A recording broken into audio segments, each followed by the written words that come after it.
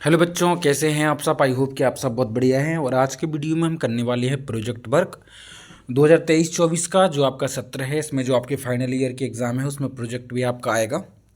वार्षिक परीक्षा 2023-24 कक्षा 4 विषय गणित का। इसी वीडियो में गणित, इंग्लिश, पर्यावरण और हिंदी चारों विषय का कंप्लीट करा देंगे। वीडियो में बने रहें, वीडियो को लाइक करें, चैनल को सब्सक्राइब करें।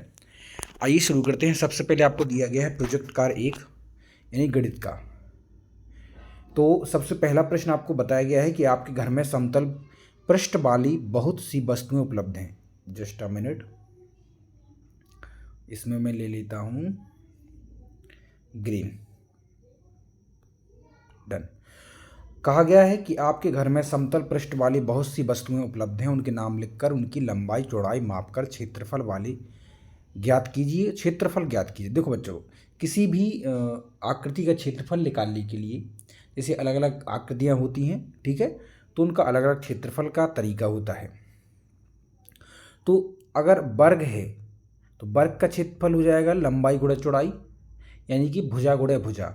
और आयत है तो भी इसका हो जाएगा लंबाई गुणा चौड़ाई, यानी इसका और इसका मल्टीपल यानी गुणा कर देते हैं, ठीक है, यानी इसका इसका गुणा कर देंगे, इसकी लंबाई का, ठीक है।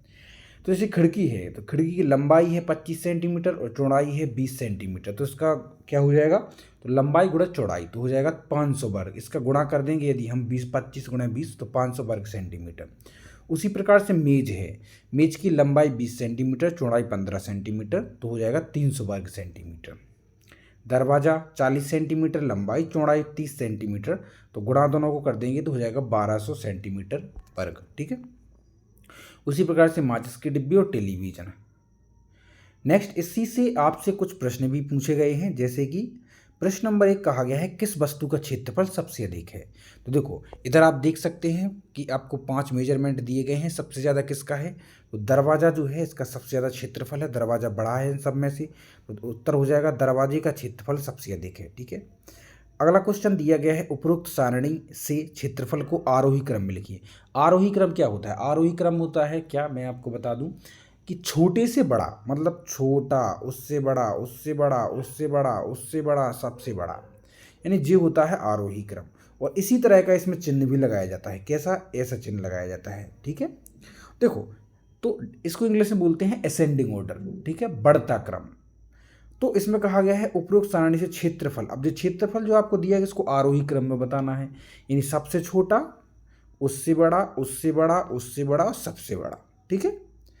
नेक्स्ट है सबसे अधिक क्षेत्रफल व सबसे कम क्षेत्रफल में कितना अंतर है। तो यहाँ आप देख सकते हैं सबसे अधिक 1200 है और सबसे कम 12 है। 1200 में से 12 को घटाएंगे, अंतर मतलब होता है डिफरेंस, घटाना, तो हो जाएगा 1188, ठीक है। नेक्स्ट है दरवाजे का क्षेत्रफल खिड़की के क्षेत्रफल से कितना अधिक है। तो दरवाजे के क्षेत्रफल में से यदि हम खिड़की का क्षेत्रफल घटा दें तो हमें जो डिफरेंस प्राप्त होगा तो वही हमारा आंसर होगा। तो दरवाजे का क्षेत्रफल 1200, उसमें से घटा दिया 500 का खिड़की का क्षेत्रफल, तो 700 आया ना, वही जो है अंतर है, ठीक है। तो 700 वर्ग सेंटीमीटर अधिक है, ठीक है। और इसमें दिया गया नेक्स्ट क्वेश्चन है कि दी गई वस्तुओं में सबसे कम क्षेत्रफल वाली वस्तुओं का नाम और क्षेत्रफल लिखिए। तो देखो दी गई वस्तुओं में माचिस की डिब्बी का सबसे कम क्षेत्रफल है और उसका क्षेत्रफल कितना है 12 वर्ग सेंटीमीटर, यानी 12 सेंटीमीटर स्क्वायर। इसको इंग्लिश में इस प्रकार से भी लिख सकते हैं, ठीक है।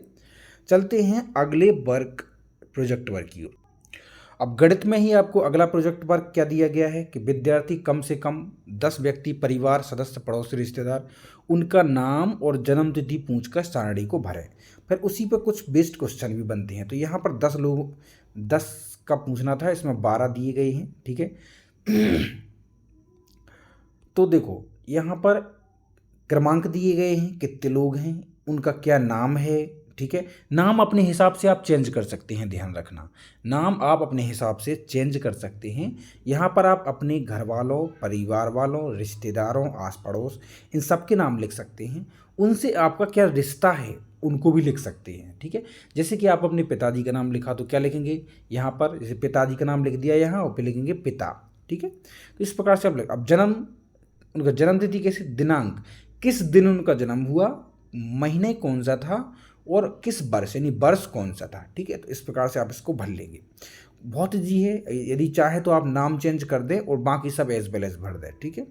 अब देखो, वैसे तो आपको सही भरना चाहिए, सही जानकारी तो आप अपने आस पड़ोस, परिवार, रिश्तेदार, इन सबको पूछ के ही भरें। इसी बेस्ड क्वेश्चन आपसे कहा गया है परिवार में सबसे बड़े सदस्य की आयु कितनी है, तो सबसे बड़े सदस्य की आयु कितनी है, तो आप कैसे निकालेंगे कि आयु कितनी है, तो आप 1948 से आप गिन लीजिए 2024 तक, है ना, तो उससे आपको पता चल जाएगा कि आयु कितनी है, ठीक है। या फिर आप जैसे उनका जो वर्ष दिया गया है, वर्ष, यहाँ जो वर्ष, तो आप 2024 में से घटा देंगे, अगर 2024 में से इसको 1948 को, तो भी आ जाएगा। तो परिवार में सबसे बड़े सदस्य की आयु 76 वर्ष है, ध्यान रखना। किन किन सदस्यों का जन्म समान माह में हुआ है, तो यहाँ महीने आप देख सकते हैं, ठीक है। जैसे यहाँ पर आप देख लें कि जो सेम हो तो आप उनको लिख सकते हैं, जैसे का मोहन, देवकुमार, अर्चना और गंगाधर जन का समाह जनवरी में हुआ, और लक्ष्मी, तन्वी और परिधि का जन्म समान माह मार्च में हुआ, ठीक है। परिवार के कितने सदस्यों को मत देने का अधिकार है, मत देने का अधिकार होता है 18 वर्ष की आयु या उससे ज़्यादा, मतलब जब 18 वर्ष की हो जाते हैं, तो यहाँ आप उसको मेजर करके देख सकते हैं किस किस की आयु 18 वर्ष की हो रही है। तो परिवार में 7 सदस्यों को मत देने का अधिकार है, क्योंकि 7 सदस्यों की जो आयु है वो 18 वर्ष तक हो रही है। परिवार में सबसे छोटे सदस्य की आयु कितनी है, तो परिवार में सबसे छोटे सदस्य की आयु 1 वर्ष है। इसमें आप देख सकते हो ऊपर तालिका में कितने सदस्यों की आयु 20 वर्ष से अधिक है, तो 7 सदस्यों की आयु जो है 20 वर्ष से अधिक है, ठीक है। नेक्स्ट क्या दिया गया है, देखो आपको प्रोजेक्ट वर्क परीक्षा वर्ष 2023-24 कक्षा 4 विषय पर्यावरण। अब पर्यावरण का प्रोजेक्ट हम इसको सॉल्व करवाते हैं, ठीक है। प्रोजेक्ट कार्य 1 कहा गया है प्रश्न नंबर 1 में, आप अपने घर, परिवार या पड़ोस के किसी बड़े व्यक्ति से चर्चा कर अपने आस पड़ोस ऐसे पौधे को पहचानिए जिनमें औषधीय गुण होते हैं, जिनमें, है ना, औषधीय गुण हो, दवा, जैसे दवा है ना, तो औषधीय गुण हो। तो इसमें कहा गया है जैसे पौधे का नाम क्या है, नीम, है ना। तो नीम उपयोग क्या है, तो नीम का उपयोग आपने कक्षा 3 में एक चैप्टर है मैं हूँ नीम, कक्षा 3 में है वो चैप्टर, आप पढ़ चुके हो उसको कक्षा 3 में, उसमें आपको बताया गया है। और बेसिक जानकारी है, इसको आपको होना चाहिए कि दांत खाद खुजली में पत्तियों का प्रयोग होता है, नीम के तने से मंजन करने से दांत के रोग दूर होते हैं, नीम के फल से मसूड़ों की सूजन व दांत की सड़न दूर होती है। तो इसको आप इस तरह से लिख सकते हैं। जैसे यहाँ कहा गया है तुलसी, तो तुलसी के क्या फ़ायदे हैं जो है यहाँ पर आपको दिए गए हैं, ठीक है। जिसने भी ये पीडीएफ बनाई है बहुत ही बढ़िया मेजरमेंट करके बनाई है, बहुत ही अच्छा लिखा है। हल्दी, तो हल्दी से यहाँ पर एक हल्दी भी औषधीय गुण प्राप्त करता है उसके पास, ठीक है। और एलोवेरा, एलोवेरा जैसे पिंपल्स हो जाए हैं तो एलोवेरा का यूज किया जाता है, ठीक है। यहाँ पर दिए गए हैं एलोवेरा के यूज। नेक्स्ट कहा गया है कि आपके घर पर कौन से औषधीय पौधे लगे हैं, तो देखो हमारे घर पर तुलसी, नीम, एलोवेरा, हल्दी, अदरक, लहसुन जैसे औषधीय पौधे लगे हुए हैं। गमले सहित किसी औषधीय पौधे का चित्र बनाइए, तो यहाँ पर आप पर जैसा भी बने वैसा बना दें। यहाँ पर देखो, यहाँ गमला बना हुआ है, यहाँ तुलसी लिखी है, चाहे आप इस प्रकार से भी बना सकते हैं, ऐसा जी पॉट गमला हो गया, ठीक है। और यहाँ पर आप इस प्रकार से बना सकते हैं, ऐसा ऐसा, ठीक है। तो ऐसे भी आप इसको कंप्लीट कर सकते हैं, ठीक है। प्रोजेक्ट कार्य 2 पर्यावरण।